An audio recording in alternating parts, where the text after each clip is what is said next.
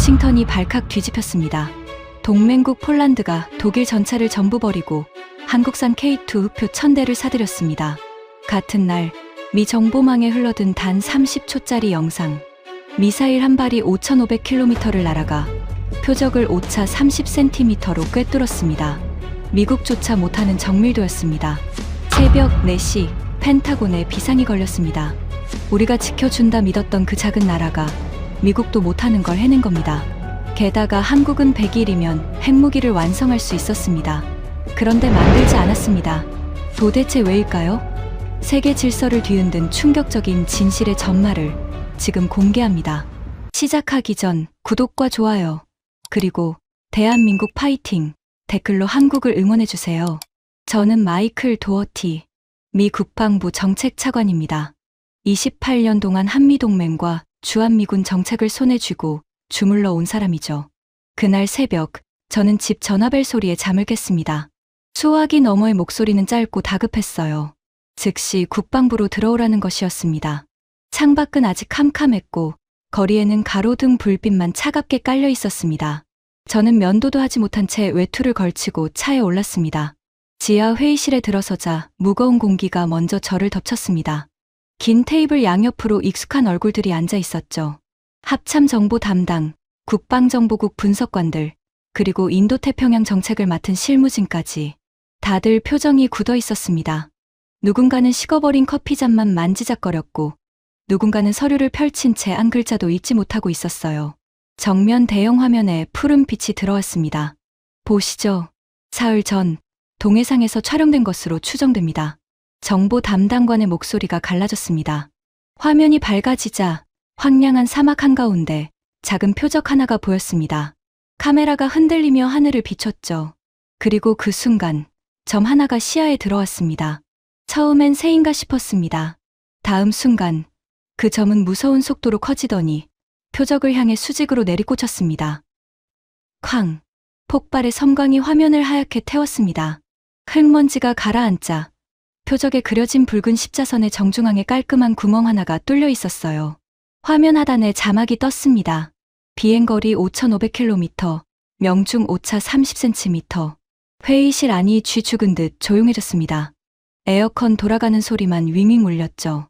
저는 무심코 숨을 멈추고 있었습니다. 등줄기를 타고 서늘한 기운이 천천히 기어 올라왔어요. 머리로는 받아들이지 못했지만 몸이 먼저 알아챈 겁니다. 이건 진짜라는 걸요. 하지만 곧바로 오랜 습관이 고개를 들었습니다. 조작이군요. 제 입에서 그 말이 먼저 튀어나왔습니다. 저는 의자에 등을 기대며 팔짱을 꼈죠. 5,500km를 날아가서 오차 30cm라니. 우리 미국도 못하는 일입니다. 합성이거나 잘 짜인 선전 영상이겠죠. 한국이 그런 걸 독자적으로 만들었을 리가 없습니다. 그들은 우리한테 F-35를 사가고 패트리어트를 빌려다 쓰는 나라예요. 테이블 곳곳에서 고개를 끄덕이는 사람도 있었습니다. 하지만 정보 담당관은 고개를 끄덕이지 않았어요. 그는 안경을 고쳤으며 조용히 다음 자료를 띄웠습니다. 차관님, 같은 시각 폴란드 국방부가 독일 라인메탈의 레오파르트 대신 한국 현대로템의 K2 흑표 1000대를 도입하기로 최종 결정했습니다. 나토의 핵심 회원국이 유럽의 자존심인 독일 전차를 두고 한국산을 골랐다는 뜻입니다. 저는 입을 다물었습니다. 폴란드가 무기 한두 대를 사는 거라면 모를까, 1000대였습니다. 그건 변덕으로 내릴 수 있는 결정이 아니었죠.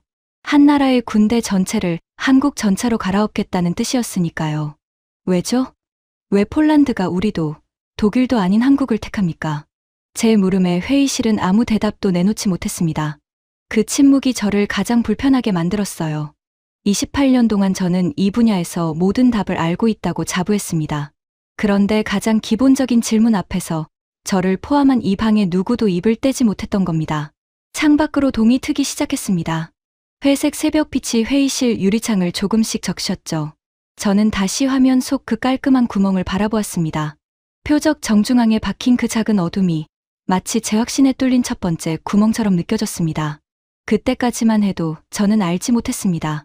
그 구멍이 며칠 뒤 제 28년을 통째로 무너뜨릴 거라는 사실을요. 회의가 끝나고 사무실로 돌아온 저는 한참을 멍하니 앉아 있었습니다. 제 책상 위에는 오랜 세월 쌓아 올린 보고서들이 가지런히 꽂혀 있었어요. 그 등에 적힌 제목들만 봐도 제가 한국이라는 나라를 어떻게 여겨왔는지 분명했습니다. 주한미군 철수 시 한국 방어력 평가, 한국 방위산업의 대미 의존도 분석, 동북아 군사 균형과 한국의 한계, 전부 같은 결론으로 끝나는 보고서들이었죠.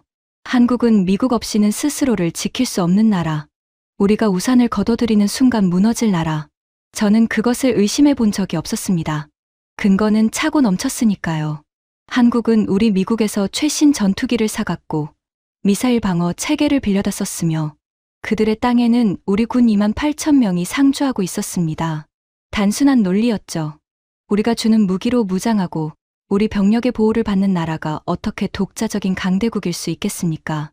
그런데 새벽에 본 그 영상이 자꾸만 머릿속을 맴돌았습니다. 그 깔끔한 구멍이 폴란드의 천대가 좀처럼 가라앉지 않았어요. 문이 벌컥 열린 건 바로 그때였습니다. 레이먼드 콜드웰이 노크도 없이 들어왔습니다. 백악관에서 안보를 담당하는 선임 보좌관이었죠. 값비싼 감색 정장에 머리카락 한 올 흐트러지지 않은 늘 한치의 빈틈도 없는 사내였습니다. 하지만 저는 그가 풍기는 그 매끄러움을 단 한 번도 좋아한 적이 없었어요. 그의 미소 뒤에는 언제나 계산기가 돌아가고 있었으니까요. 도어티 차관. 새벽 회의 얘기 들었습니다. 그는 제 책상 앞 의자에 앉으며 다리를 꼬았습니다. 그 우스꽝스러운 영상 하나 때문에 펜타곤 전체가 호들갑이라니. 실망이군요. 당신들은 그게 무슨 의미인지 정말 모르는 겁니까? 무슨 의미라는 거죠? 선전이라는 의미요. 콜드웰은 코웃음을 쳤습니다. 한국이 방위비 협상을 앞두고 우리를 흔들려는 겁니다. 우리도 이만큼 한다. 그러니 미군 주둔비를 더 못 내겠다는 메시지죠. 뻔한 수작입니다. 거기에 넘어가서 한국 기술력을 재평가했다가는 우리가 지금 받아내려는 방위비 분담금 협상이 통째로 무너집니다.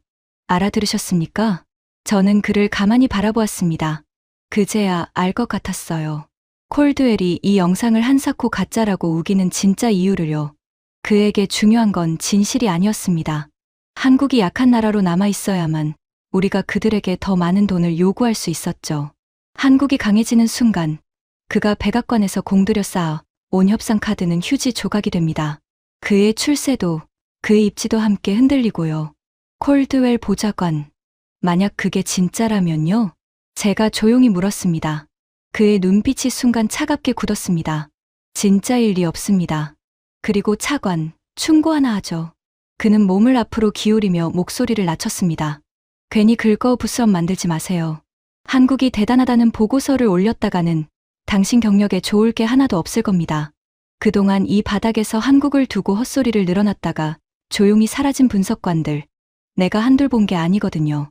그건 충고가 아니라 협박이었습니다. 저는 그 순간 깨달았어요. 콜드웰은 단순히 의견이 다른 게 아니라 진실 자체를 묻어버리려는 사람이라는 걸요. 그는 과거에도 한국의 불리한 결론이 담긴 보고서들을 슬그머니 서랍 속에 처박아 온 위인이었습니다. 그에게 사실 따위는 출세를 위한 장기판의 말에 불과했죠. 이상한 일이었습니다. 그가 그렇게 강하게 부정할수록 제 안의 의심은 오히려 더 단단하게 자라났어요. 만약 그 영상이 정말 가짜라면 콜드웰이 이렇게까지 발버둥 칠 이유가 없지 않습니까? 침묵이 흘렀습니다. 저는 천천히 입을 열었습니다. 제가 직접 가서 확인하겠습니다. 한국으로요. 콜드웰의 표정이 일그러졌습니다. 그는 잠시 저를 노려보더니 이내 다시 그 매끄러운 미소를 되찾았어요. 좋습니다. 가세요. 어차피 거기 가봤자 당신이 보게 될 건 잘 차려입은 슈뿐일 테니까. 단, 조용히 확인만 하고 오십시오. 보고서는 올리기 전에 반드시 내가 먼저 검토합니다. 알겠습니까? 판을 깔아주되 그 위에서 나오는 결과만큼은 자기 소나귀에 쥐고 있겠다는 뜻이었습니다. 저는 대답하지 않았습니다. 그저 고개를 한번 끄덕였을 뿐이죠. 그가 사무실을 나가자 저는 다시 혼자가 되었습니다. 창밖에는 어느새 해가 높이 떠 있었어요. 저는 책상 위 낡은 보고서들을 다시 바라보았습니다. 이 가운데 단 한 권이라도 제가 한국 땅을 직접 밟고 두 눈으로 확인한 뒤에 쓴 게 있었던가요? 부끄럽게도 단 한 권도 없었습니다. 전부 워싱턴의 책상 앞에 앉아 남이 만들어준 자료를 베껴 쓴 것들이었죠. 저는 결심했습니다. 이번만큼은 제 두 눈으로 보고 오겠다고요. 그것이 콜드웰의 거짓이든 한국의 진실이든 말입니다. 한국으로 떠나기 전날 밤, 저는 좀처럼 잠을 이루지 못했습니다. 상황이 묘하게 돌아가고 있었거든요. 마침 한미 양국은 방위비 분담금 협상과 주한미군 재배치 문제를 두고 팽팽히 맞서던 참이었습니다. 만약 한국이 정말로 스스로를 지킬 힘을 갖췄다면 그 협상의 전체 자체가 뿌리째 흔들리게 됩니다. 우리가 지켜주는 대가로 돈을 받아내는 구조가 더는 성립하지 않게 되는 거죠. 제 이번 출장은 단순한 사실 확인이 아니었습니다. 인도태평양 전략 전체의 향방이 걸린 일이었어요. 거실로 나오니 아내 엘레나가 따뜻한 차를 끓여두고 저를 기다리고 있었습니다. 또 멀리 가는 얼굴이네요. 이번엔 어디예요? 한국이요. 한동안 못 들어올 것 같소. 엘레나가 찻잔을 건네며 제 얼굴을 살폈습니다. 안색이 안 좋아요. 무슨 일 있어요? 내가 28년 동안 믿어온 게 틀렸을지도 모른다는 생각이 들어서 그렇소. 엘레나는 더 캐묻지 않았습니다. 그저 제 손등을 가만히 두드려줬을 뿐이죠. 오랜 세월 함께 살아온 사람만이 할 수 있는 말 없는 위로였습니다. 그때 12살짜리 딸 클로이가 잠옷바람으로 거실에 나왔습니다. 손에는 학교 숙제로 보이는 종이 뭉치가 들려 있었어요. 아빠, 한국 가신다면서요? 저 마침 학교에서 한국에 대해 발표 준비하고 있는데. 한국, 우리 클로이가 왜 하필 한국을? 친구들이 다 한국 좋아하거든요. 노래도, 드라마도, 게임도요. 선생님이 그러는데 요즘 한국이 세상에서 제일 빠르게 멋있어지는 나라래요. 아빠, 가시면 저 한국에서 만든 거 하나만 사다 주세요. 친구들한테 자랑하게요. 저는 피식 웃고 말았습니다. 어린아이의 천진한 부탁이었지만 그 순간 묘한 부끄러움이 가슴을 스쳤어요. 한 나라의 안보 정책을 28년이나 다뤄온 저보다 제 12살 딸아이가 한국이라는 나라를 더 잘 알고 있는 것 같았으니까요. 저는 그 나라를 그저 무기 사가는 고객 정도로만 봐왔는데 말입니다. 다음 날 새벽, 저는 가족들의 배웅을 받으며 집을 나섰습니다. 공항으로 가는 택시 안에서 차창 밖으로 워싱턴 기념탑이 스쳐 지나갔어요. 늘 미국의 힘을 상징하던 그 거대한 석탑이 그날따라 어쩐지 작아 보였습니다. 긴 비행이었습니다. 저는 기내에서 한국 관련 최신 자료들을 다시 훑어보았어요. 그런데 이상하게도 제가 가진 자료의 대부분은 우리 서방 언론이 쓴 기사이거나 우리 정보기관이 만든 분석뿐이었습니다. 한국이 직접 발표한 자료는 거의 없었죠. 우리는 줄곧 우리만의 색안경을 통해 그 나라를 재단해 온 셈이었습니다. 비행기가 인천공항에 내려앉았습니다. 입국장을 빠져나오자 한 사내가 저를 기다리고 있었습니다. 군복 차림의 한국군 장교였죠. 도어티 차관님, 오시느라 고생하셨습니다. 저는 장태준 대령입니다. 그는 정중하게 손을 내밀었습니다. 40대 후반쯤 되어 보이는 사내였어요. 그런데 그의 악수에는 또 그 눈빛에는 제가 예상하지 못한 무언가가 있었습니다. 굽실거림이 없었어요. 강대국에서 온 고위 관리를 대하는 흔한 긴장이나 조심스러움 대신 차분한 자신감이 배어 있었죠. 차에 오르자 장 대령은 별다른 말이 없었습니다. 저는 슬쩍 그를 떠봤어요. 대령, 솔직히 말하죠. 나는 그 미사일 영상이 조작이라고 생각합니다. 한국이 미국도 못하는 정밀 타격 기술을 독자적으로 가졌다는 게 도무지 믿기지 않거든요. 장 대령은 운전석 너머로 잠깐 저를 바라보았습니다. 그러더니 옅게 미소 지었어요. 믿으실 필요 없습니다, 차관님. 보시면 압니다. 그게 전부였습니다. 그는 더 설명하지 않았어요. 그런데 그 짧은 한마디가 어떤 장황한 자랑보다도 묵직하게 제 가슴을 눌렀습니다. 숨길 것이 있는 사람은 말이 많은 법이죠.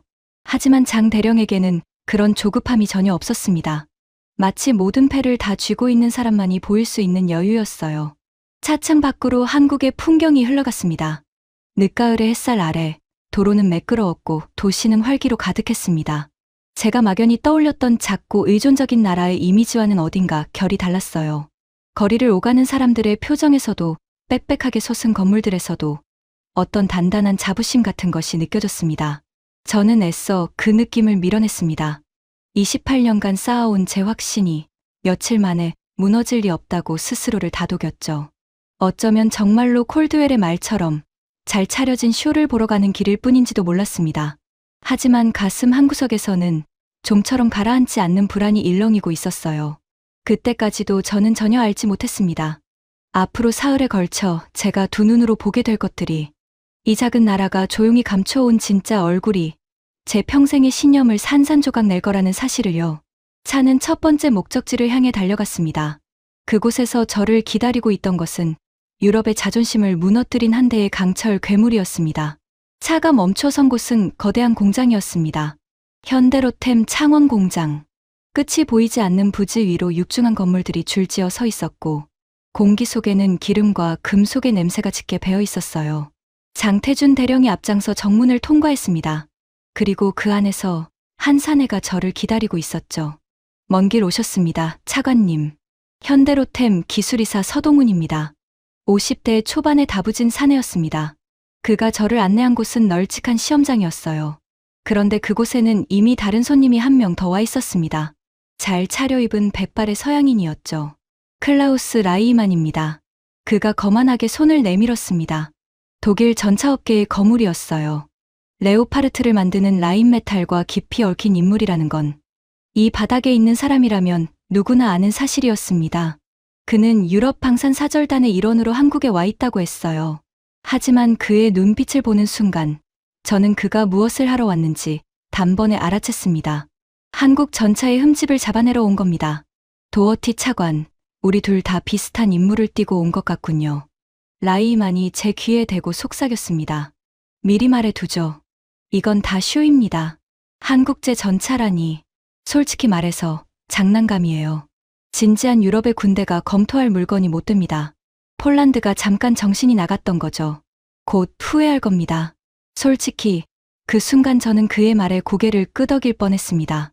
제 아내 28년이 그와 똑같이 속삭이고 있었으니까요. 한국제가 독일제를 이긴다고? 말도 안 되는 소리였죠. 그때 시험장 저편에서 굉음이 울렸습니다.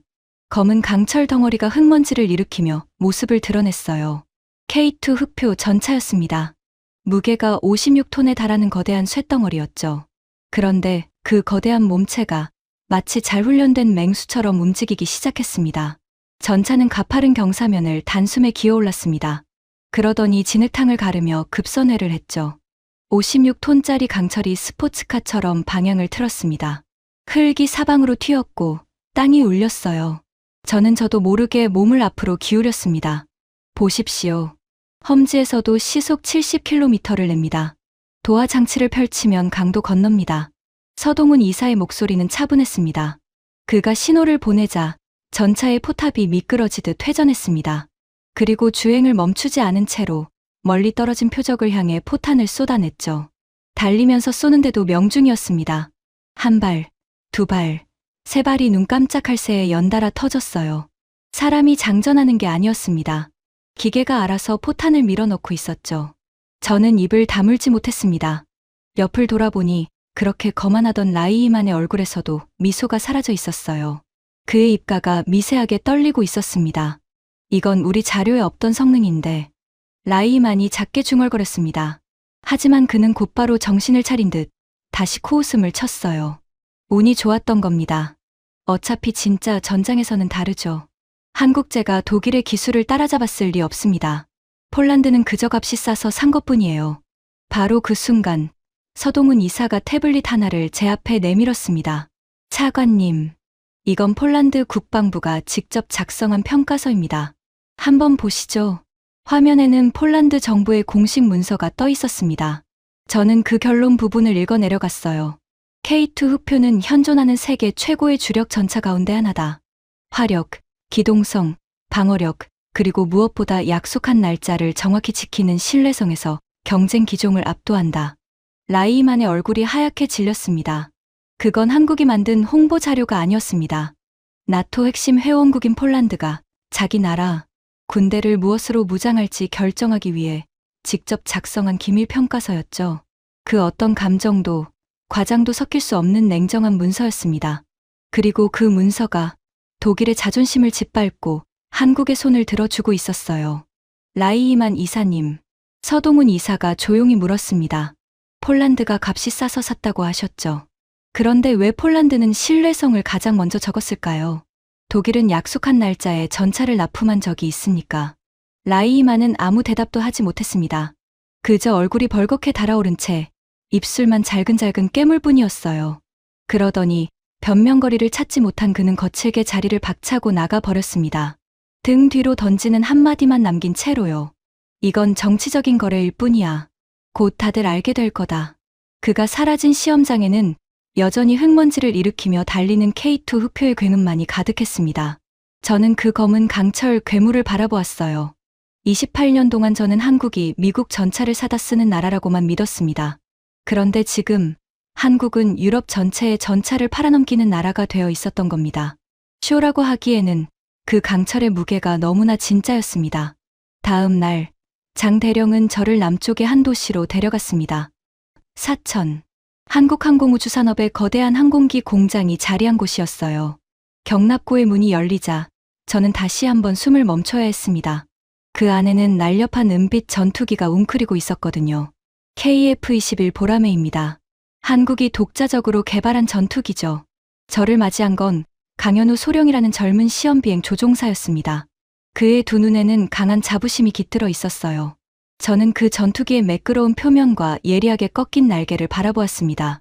적의 레이더에 잘 잡히지 않도록 설계된 형상이라는 게 전문가의 눈에는 단번에 들어왔죠. 솔직히 저는 한국이 미국의 F-35를 사다 쓰는 나라라고만 생각했습니다. 기껏해야 미국 전투기를 면허받아 조립하던 수준이라고요. 소령, 이걸 정말 한국이 직접 설계했단 말입니까? 미국의 기술 지원 없이요. 강현우 소령은 빙긋 웃었습니다. 그러더니 저를 조종석으로 안내했어요. 사다리를 올라 좁은 조종석에 앉자 제 눈앞에는 커다란 유리 화면 하나가 펼쳐져 있었습니다. 낡은 계기판 같은 건 어디에도 없었죠. 모든 정보가 한 장의 디지털 화면에 깔끔하게 표시되고 있었습니다. 미국의 최신 전투기와 견주어도 손색이 없었어요. 아니, 솔직히 말하면 다루기에는 이쪽이 더 직관적이었습니다. 이 화면을 움직이는 소프트웨어도 적기를 찾아내는 레이더도 전부 한국이 직접 만든 겁니다. 강소령이 또 다른 화면을 가리켰습니다. 이 능동형 위상 배열 레이더는 약 200km 밖에서 적기를 먼저 찾아냅니다. 동시에 여러 표적을 추적하면서 그중 다수를 한꺼번에 상대할 수 있죠. 적의 레이더를 교란하는 전자전 능력도 갖췄습니다. 그가 보여준 시험 비행 영상은 더욱 충격적이었습니다. 보라매가 하늘로 솟구치더니 갑자기 기술을 뒤로 한껏 젖혔습니다. 마치 코브라가 머리를 쳐드는 것 같은 동작이었어요. 그 유명한 코브라 기동이었습니다. 오직 러시아의 최고급 전투기만 해낸다던 극한의 고개였죠. 그런데 보라매는 그것을 너무나 우아하게 완벽하게 해냈습니다. 저는 손이 떨리는 것을 느꼈습니다. 엔진은요. 엔진만큼은 미국 것을 쓰지 않습니까? 제가 마지막 자존심을 붙들고 물었습니다. 지금은 그렇습니다. 하지만 한화 에어로스페이스가 주도해서 완전히 독자적인 엔진을 개발하고 있죠. 머지않아 심장까지 우리 손으로 만든 전투기가 하늘을 날 겁니다. 저는 조종석에 앉은 채로 한참을 말없이 그 유리 화면만 바라보았습니다. 면허받아 조립이나 하던 나라, 제가 그렇게 기록했던 나라가 어느새 자기만의 전투기를 직접 그려내고 있었던 겁니다. 미국, 러시아, 중국, 그리고 유럽의 몇 나라만이 가진 능력이었어요. 그 좁은 문을 한국이 조용히 열고 들어와 있었습니다. 경납고 밖으로 나오니 햇살이 눈부셨습니다. 멀리 활주로 끝에는 다른 나라로 수출될 전투기들이 줄지어 서 있었어요. 동체에는 폴란드와 말레이시아, 그리고 다른 여러 나라의 깃발이 그려져 있었습니다. 한국은 이제 하늘마저 다른 나라에 팔고 있었던 거죠. 장 대령이 제 곁으로 다가왔습니다. 차관님, 아직 놀라긴 이릅니다. 내일은 바다로 가실 겁니다. 그의 목소리에는 여전히 그 묵직한 자신감이 배어 있었어요. 저는 더 이상 그의 자신감을 비웃을 수 없었습니다. 제 안에서 무언가가 천천히, 그러나 분명하게 무너지고 있었거든요. 6장. 바다 위에 최후 방패. 부산의 해군 작전 기지. 저는 고속정에 올라 거친 바다로 나아갔습니다. 파도를 가르며 10여 분을 달리자 통제된 해상 시험장이 나타났어요. 거대한 바지선 위에 6개의 굵은 포신을 가진 무기 하나가 웅크리고 있었습니다. 한국형 근접방어 무기 체계입니다. 함정의 최후 방패죠. 저를 맞이한 건 임수아 중령이라는 여군 장교였습니다. 40대 초반쯤 되어 보였는데 눈빛이 매처럼 날카로웠어요. 그런데 그날 관측함에는 또 한 사람의 외국인이 와 있었습니다. 나카무라 히로시. 일본 방위성에서 오래 일했던 분석관이었죠. 그는 저를 보더니 어깨를 으쓱했습니다. 도어티 차관도 한국에 쇼를 보러 오셨군요. 그의 말투에는 가시가 돋아 있었습니다. 솔직히 말씀드리죠. 저는 한국 방산이 거품이라고 봅니다. 수출 실적이 좀 있긴 하죠. 하지만 그건 미국이 뒤를 봐주기 때문입니다. 미국이 손을 떼는 순간 한국은 1년도 못 버틸 겁니다. 핵심 기술은 결국 다 빌려온 것이니까요. 저는 잠자코 그의 말을 들었습니다. 며칠 전에 저였다면 그의 말에 전적으로 동의했을 테니까요. 하지만 K2와 보라매를 두 눈으로 본 지금 저는 쉽게 고개를 끄덕일 수 없었습니다. 그때 통제소에서 경고 방송이 울렸습니다. 잠시 후 실사격을 개시합니다. 첫 번째 표적은 군집 드론입니다. 임수와 중령이 차분하게 설명했습니다. 한두 대가 아닙니다. 300대의 자폭 드론이 사방에서 동시에 함정을 향해 돌진합니다. 크기도, 속도도, 날아오는 높이도 제각각이죠. 실제 전쟁에서 가장 막아내기 어려운 공격입니다. 저는 침을 삼켰습니다. 300대라니. 그 많은 드론을 동시에 막아낸다는 게 과연 가능한 일인가요? 하늘 저편에서 불길한 우문거림이 들려왔습니다. 처음엔 벌떼인가 싶었어요. 하지만 그건 드론이었습니다. 수백 대의 검은 점들이 새카맣게 하늘을 뒤덮으며 우리를 향해 맹렬하게 몰려왔죠. 흡사 굶주린 메뚜기 떼 같았습니다. 전 시스템, 자동 모드 전환. 임중령의 목소리는 얼음장처럼 침착했습니다. 다음 순간 6개의 포신이 일제히 살아 움직였습니다. 귀를 찢는 굉음과 함께 불을 뿜기 시작했어요. 회색 하늘에 붉은 예광탄의 궤적이 그물처럼 뻗어나갔습니다. 포신은 잠시도 쉬지 않고 미친 듯이 회전하며 사방의 드론을 하나하나 찢어발겼죠. 공중에서 폭발하는 드론들이 낙엽처럼 바다로 떨어졌습니다. 저는 숨조차 쉬지 못한 채 그 광경을 지켜봤습니다. 사람의 손이 닿을 틈이 없었어요. 레이더가 적을 잡아내는 순간 단 0.2초 만에 기계가 스스로 판단하고 방아쇠를 당겼습니다.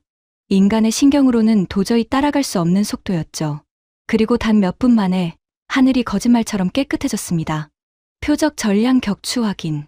300대의 드론이 단 한 대도 빠짐없이 전부 바다로 가라앉았습니다. 매서운 파도 위에는 부서진 잔해들만 둥둥 떠다녔어요. 관측함 안은 무덤처럼 조용해졌습니다. 저는 두 손이 떨리는 것을 느꼈습니다. 그동안 수많은 방공 시범을 봐왔지만 이토록 압도적인 장면은 생전 처음이었어요. 우리 미국의 펠렁스조차 이 정도의 위력은 보여주지 못했으니까요. 고개를 돌리자 나카무라의 얼굴이 보였습니다. 그렇게 가시 돋친 말을 쏟아내던 그가 입을 반쯤 벌린 채 굳어 있었어요. 그의 안경 너머 두 눈에는 도저히 믿기지 않는다는 표정이 가득했습니다. 이건 빌려온 기술이 아닙니다. 임수와 중령이 조용히 그러나 단호하게 말했습니다. 가장 작은 나사 하나까지 전부 한국이 만든 겁니다. 그래서 우리는 그 누구의 허락도 받지 않고 이 방패를 세계 어디든 팔 수 있죠. 이미 중동의 여러 나라가 도입을 원하고 있습니다. 나카무라는 아무 말도 하지 못했습니다. 그의 거품로는 방금 저 바다 위에서 300대의 드론과 함께 산산조각 나버렸으니까요. 다음 행선지는 내륙 깊숙한 곳이었습니다. 삼엄한 경비를 통과해 도착한 곳은 국방과학연구소의 비밀 시험장이었어요. 그곳에서 저를 맞이한 건 박건우 단장이라는 사내였습니다. 그가 저를 데려간 두꺼운 방의 문 너머에서 저는 마침내 그것과 마주했습니다. 워싱턴을 발칵 뒤집어 놓았던 바로 그 미사일이었죠. 현무 미사일입니다. 한국이 독자 기술로 완성한 전략 무기죠. 박 단장이 대형 화면을 켰습니다. 보십시오. 며칠 전 시험에서 이 미사일은 5,500km를 날아갔습니다. 그리고 표적의 정중앙을 오차 30cm로 명중시켰죠. 저는 그 영상을 다시 보았습니다. 펜타곤 지하 회의실에서 봤던 바로 그 깔끔한 구멍이 화면을 채웠어요. 하지만 이번에는 조작이라는 말이 입 밖으로 나오지 않았습니다. 이미 K2를, 보라매를, 바다 위의 방패를 두 눈으로 본 뒤였으니까요. 5,500km라면 제 목소리가 갈라졌습니다. 한반도에서 아시아 전역을 적의 심장부 어디든 닿는다는 뜻이군요. 그렇습니다. 그런데 진짜 무서운 건 거리가 아니라 정확도입니다. 박 단장이 또 다른 영상을 띄웠습니다. 적의 전파 방해가 쏟아지는 최악의 상황을 가정한 시험이었어요. 그런데도 미사일은 흔들림 없이 날아가 표적을 정확히 꿰뚫었습니다. 적이 아무리 방에 전파를 쏟아내도 이 미사일의 정확도는 떨어지지 않습니다. 스스로 지형을 읽으며 길을 찾아가니까요. 핵탄두 같은 건 필요 없습니다. 적의 지휘 본부 하나만 외과 수술하듯 정확히 무너뜨릴 수 있죠.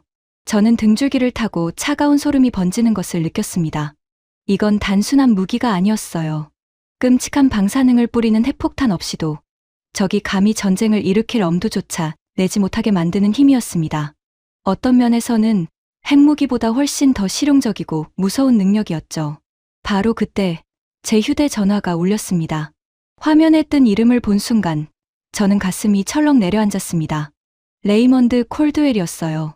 저는 잠시 양해를 구하고 복도로 나가 전화를 받았습니다. 도어티 차관. 거기서 뭘 하고 다니는 겁니까? 콜드웰의 목소리는 싸늘했습니다. 내가 들으니 당신이 한국 무기를 보고 다니면서 감탄을 연발하고 다닌다더군요. 정신 차리세요. 당신이 올릴 보고서 초안은 내가 이미 손봐 두기 시작했습니다. 한국이 대단하다는 소리는 단 한 줄도 들어가지 못할 겁니다. 보좌관. 이건 사실입니다. 내 두 눈으로 직접 봤어요. 사실이 무슨 상관입니까? 콜드웰이 코웃음을 쳤습니다. 중요한 건 우리 국익이에요. 한국이 강하다고 인정하는 순간 방위비 협상은 끝장입니다. 우리가 그동안 받아내려던 돈이 전부 날아간다고요. 잘 들으세요, 도어티. 당신이 끝까지 고집을 부리면 나는 당신을 한국에 매수된 자로 몰아버릴 겁니다. 당신의 28년 경력을 내가 단 하루 만에 끝낼 수 있어요. 전화가 뚝 끊겼습니다. 저는 한참을 복도에 멍하니 서 있었습니다. 손에 든 전화기가 차갑게 식어갔어요. 그제야 저는 깨달았습니다. 제가 마주한 진짜 적은 저 시험장 안의 미사일이 아니었습니다. 진짜 적은 진실을 알면서도 자기 입속을 위해 그것을 묻어버리려는 콜드웰 같은 자들이었어요. 그리고 어쩌면 그동안 아무것도 보려 하지 않았던 저 자신이기도 했죠. 저는 갈림길에 서 있었습니다. 진실을 말하고 모든 것을 잃을 것인가? 아니면 입을 다물고 안락한 자리를 지킬 것인가? 창밖으로 한국의 산하가 펼쳐져 있었습니다. 그 단단한 능선을 바라보며 저는 천천히 주먹을 쥐었습니다. 그날 저녁 작은 만찬이 마련되었습니다. 한국의 군 관계자들과 연구원들, 그리고 저를 비롯한 몇몇 외국인이 한자리에 모였죠. 나카무라 히로시도 그 자리에 있었습니다. 그런데 그의 표정이 낮에 봤을 때와는 완전히 달라져 있었어요. 그 거만함은 온데간데 없이 사라지고 깊은 생각에 잠긴 얼굴이었습니다. 식사가 어느 정도 끝났을 무렵 나카무라가 천천히 자리에서 일어섰습니다. 그리고 좌중을 향해 입을 열었어요. 잠시 한 말씀 드리고 싶습니다. 그의 목소리는 가늘게 떨리고 있었습니다. 저는 오랫동안 한국 방산을 거품이라고 평가해 왔습니다. 미국이 손을 떼면 1년도 못 버틸 나라라고 보고서에 썼죠. 오늘 아침까지도 그렇게 믿었습니다. 좌중이 조용해졌습니다. 그런데 오늘 저는 제 두 눈으로 똑똑히 봤습니다. 그리고 인정합니다. 제가 틀렸습니다. 완전히 틀렸어요. 한국 방산은 거품이 아닙니다. 제가 여태껏 본 그 어떤 나라보다도 단단한 진짜였습니다. 저는 그 모습을 가만히 지켜봤습니다. 자신의 오랜 신념이 틀렸음을 사람들 앞에서 인정하는 일이 얼마나 어려운지 저는 잘 알고 있었으니까요. 나카무라는 비록 가시 돋친 말을 쏟아 내던 사람이었지만 적어도 진실 앞에서 고개를 숙일 줄 아는 정직한 전문가였습니다. 바로 그 무렵 충격적인 소식 하나가 전해졌습니다. 라이만에 관한 것이었어요. 그가 유럽으로 돌아가 K2 도입은 단지 정치적 거래일 뿐이라는 소문을 퍼뜨리고 다녔다는 겁니다. 한국 전차의 평판에 흠집을 내려고 갖은 공작을 벌였죠. 하지만 그 시도는 처참하게 실패했습니다. 한 권위 있는 국제군사기관이 여러 나라의 주력 전차를 객관적으로 비교 평가한 보고서를 발표했거든요. 그 결과 K2 흑표는 또다시 최상위권에 이름을 올렸습니다. 라이만의 거짓말은 차가운 데이터 앞에서 단번에 박살이 났죠. 그는 업계에서 신뢰를 잃고 비웃음만 산 채 조용히 물러나야 했습니다. 끝까지 진실을 외면한 자의 당연한 결말이었어요. 만찬이 끝나고 숙소로 돌아온 저는 책상 앞에 앉아 노트를 펼쳤습니다. 지난 며칠간 제 눈앞에서 벌어진 일들을 하나하나 적어 내려갔어요. 유럽을 짓밟은 K2 흑표, 스스로 만든 하늘, 보라매, 300대의 드론을 삼킨 바다의 방패, 그리고 5,500km를 날아 오차 30cm로 꽂히는 현무. 펜을 쥔 손이 떨렸습니다. 28년이었습니다. 저는 28년 동안 한국이라는 나라를 단 한 번도 제대로 본 적이 없었던 겁니다. 워싱턴의 책상 앞에 앉아 남이 만든 색안경을 끼고 그 나라를 멋대로 재단했을 뿐이었죠. 그런데 이상한 일이었습니다. 이 모든 충격에도 불구하고 한 가지 풀리지 않는 의문이 제 머릿속을 떠나지 않았어요. 이만한 힘을 가진 나라가 왜 아직도 핵무기 하나 만들지 않았는가? 마음만 먹으면 못 만들 리 없는 나라였습니다. 미사일을 오차 30cm로 꽂아넣고 인공태양을 연구하는 나라가 아닙니까? 그런데 한국은 강대국이라면 누구나 욕심내는 그 궁극의 무기를 끝내 손에 쥐지 않고 있었습니다. 왜일까요? 저는 그 답을 알 수 없었습니다. 하지만 어렴풋이 느낄 수 있었어요. 바로 그 질문의 답 속에 한국이라는 나라의 진짜 정체가, 그리고 강대국의 진짜 품격이 숨어 있다는 것을요. 내일이면 저는 그 마지막 비밀과 마주하게 됩니다. 그리고 그 비밀은 제가 워싱턴으로 돌아가 모든 것을 걸고 외쳐야 할 가장 무거운 진실이 될 것이었습니다. 마지막 날, 장 대령은 저를 대전의 한 연구 단지로 데려갔습니다. 이번에 마주한 건 무기가 아니었습니다. 새하얀 연구 가운을 입은 중년 남성이 저를 맞이했죠. 정하늘 박사였습니다. 안경 너머의 두 눈에는 진리를 좇는 사람 특유의 서늘한 열망이 깃들어 있었어요. 그가 저를 데려간 거대한 시설의 중앙에는 도넛 모양의 웅장한 장치 하나가 자리하고 있었습니다. K-스타입니다. 한국의 인공태양이죠. 정 박사의 목소리에는 깊은 자부심이 배어 있었습니다. 지난 실험에서 우리는 섭씨 1억 도가 넘는 초고온 플라즈마를 500초 넘게 안정적으로 가둬두는 데 성공했습니다. 세계 신기록이죠. 미국도 유럽도 아직 도달하지 못한 경지입니다.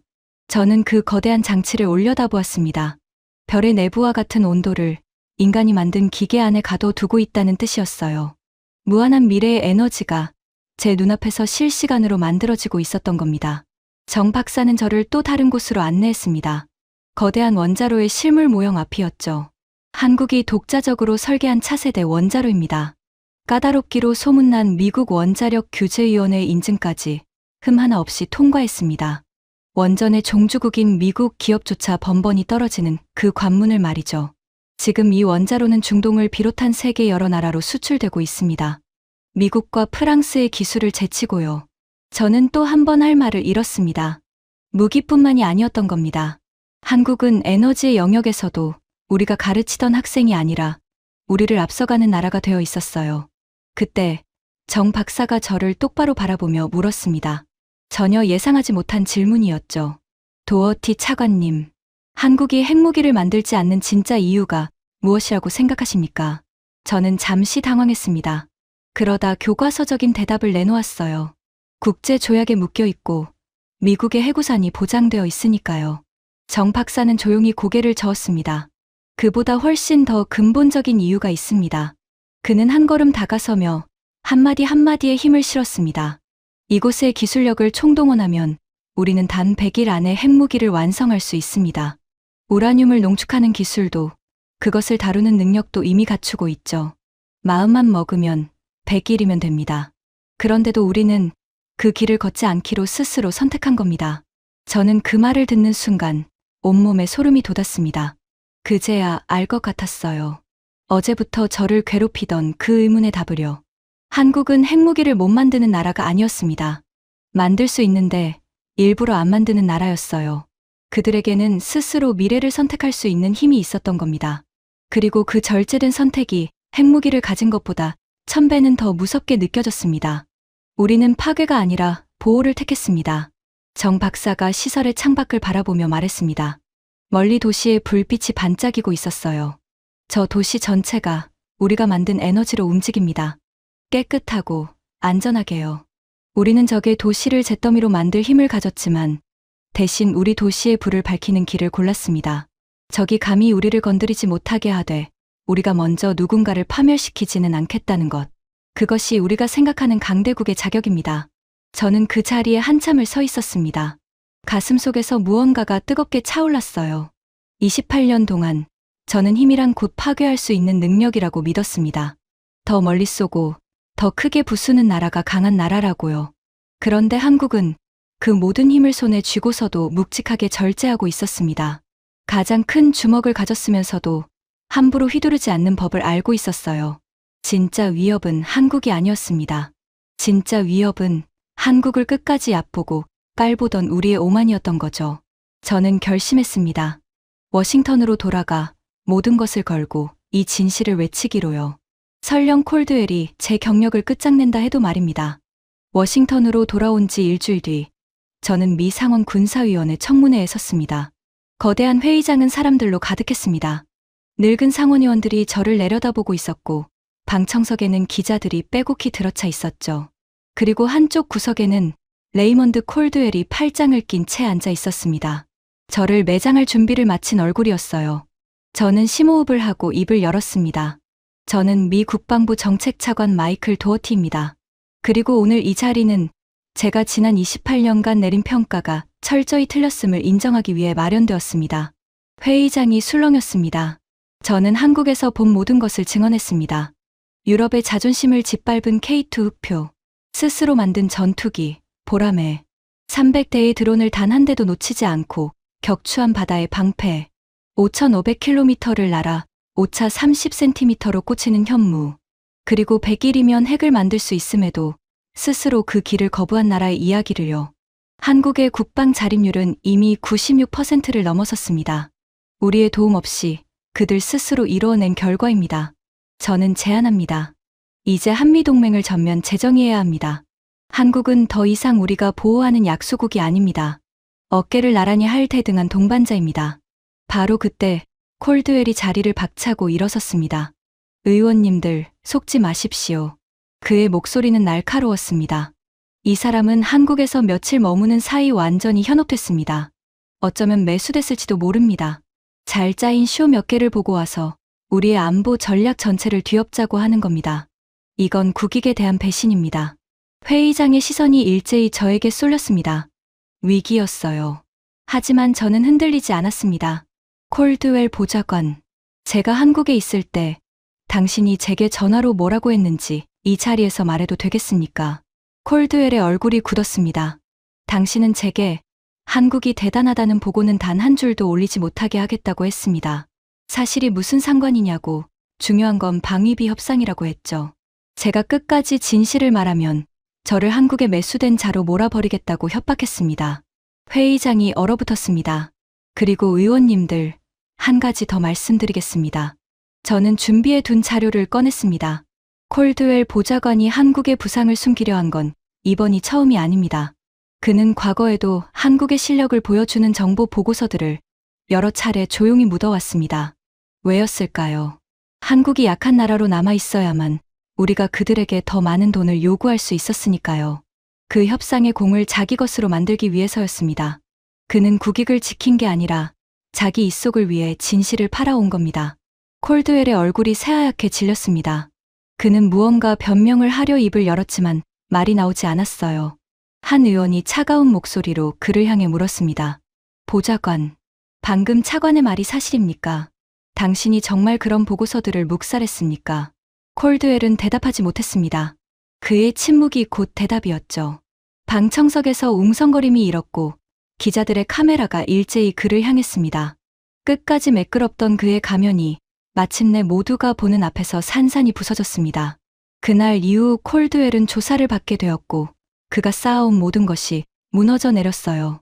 진실을 외면하고 묻으려 했던 자에 너무나 마땅한 최후였습니다. 회의장에 무거운 정적이 흘렀습니다. 그때 방청석 뒤편에서 한 노인이 천천히 자리에서 일어섰습니다. 가슴에 훈장을 단 백발의 노병이었어요. 그는 떨리는 목소리로 입을 열었습니다. 나는 70년 전 그 전쟁에 참전했던 사람이요. 회의장의 모든 시선이 그에게 모였습니다. 그때 한국은 세상에서 가장 가난한 나라였소. 우리는 그 땅에서 피를 흘렸고 많은 전우를 잃었지. 솔직히 말하면 그때 나는 그 나라가 영영 일어서지 못할 거라고 생각했소. 노인의 두 눈에 눈물이 차올랐습니다. 그런데 지금 그 나라가 스스로 우뚝 선 강대국이 되었다니, 우리가 흘린 피가 헛되지 않았다니, 나는 이제 죽어도 여한이 없소. 노병의 주름진 뺨을 타고 눈물이 흘러내렸습니다. 회의장 곳곳에서 사람들이 조용히 눈시울을 붉혔어요. 끝까지 의심하던 늙은 의원들조차 말없이 고개를 끄덕이고 있었습니다. 청문회는 그렇게 끝났습니다. 미 의회는 한미동맹을 대등한 동반자 관계로 재정의하는 논의를 시작하기로 했죠. 제28년은 무너졌지만 그 자리에 비로소 진실이 들어선 순간이었습니다. 그날 밤, 저는 서재에 앉아 마지막 보고서를 작성했습니다. 문서의 제목을 저는 이렇게 적었습니다. 동등한 동맹의 시대. 그리고 그 첫 문장은 이러했어요. 대한민국은 더 이상 미국이 보호하는 약소국이 아니다. 그들은 우리와 어깨를 나란히 하고 세계를 지킬 가장 강력한 동반자다. 키보드를 두드리는 손끝이 뜨거웠습니다. 28년 만에 처음으로 저는 색안경을 벗고 있는 그대로의 한국을 적어 내려가고 있었으니까요. 전송 버튼을 누르고 저는 깊은 숨을 내쉬었습니다. 그때 잠옷 차림의 클로이가 졸린 눈을 비비며 서재로 들어왔습니다. 아빠, 저 오늘 학교에서 한국 발표했어요. 그래? 어땠니? 역사 선생님이 입을 다물지 못하셨어요. 한국이 그렇게 강한 나라인 줄 몰랐다고요. 친구들도 다 놀랐어요. 클로이는 환하게 웃었습니다.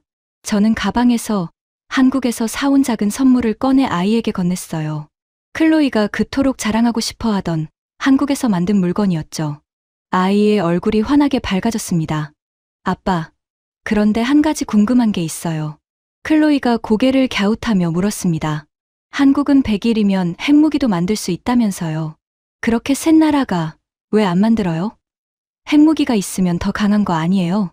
저는 아이의 곁에 앉아 머리를 쓰다듬어 주었습니다. 클로이, 진짜 강한 사람은 말이다. 주먹이 세다고 해서 아무 데나 함부로 휘두르지 않는단다. 핵무기를 만들 수 있는데도 참고 그 힘으로 오히려 사람들을 지키는 길을 고른 거야. 그게 바로 진짜 강한 나라의 품격이란다. 클로이는 잠시 생각에 잠기더니 천천히 고개를 끄덕였습니다. 아이가 잠자리로 돌아간 뒤 저는 다시 창밖을 바라보았습니다. 워싱턴의 밤하늘에 별 하나가 유난히 밝게 빛나고 있었어요. 동방의 하늘, 그 작지만 단단한 나라가 있는 방향이었습니다. 28년 동안 저는 한국을 잘 안다고 자부했습니다. 하지만 정작 저는 그 나라를 단 한 번도 제대로 본 적이 없었어요. 우리가 보호해 주어야 할 약한 동맹국이라고만 여겼죠. 그러나 한국은 이미 오래전에 스스로의 두 다리로 우뚝 서 있었습니다. 어쩌면 우리보다도 더 단단하게요. 그리고 그들은 그 거대한 힘을 오직 평화를 지키기 위해 묵직하게 절제하고 있었습니다. 강대국의 진짜 품격은 얼마나 크게 파괴할 수 있느냐가 아니었습니다. 그 힘을 가지고도 얼마나 절제할 줄 아느냐, 그리고 그 힘으로 누구를 지키느냐에 있었어요. 우리 미국이 한국에게 엎드려 배워야 할 가장 큰 교훈이었죠.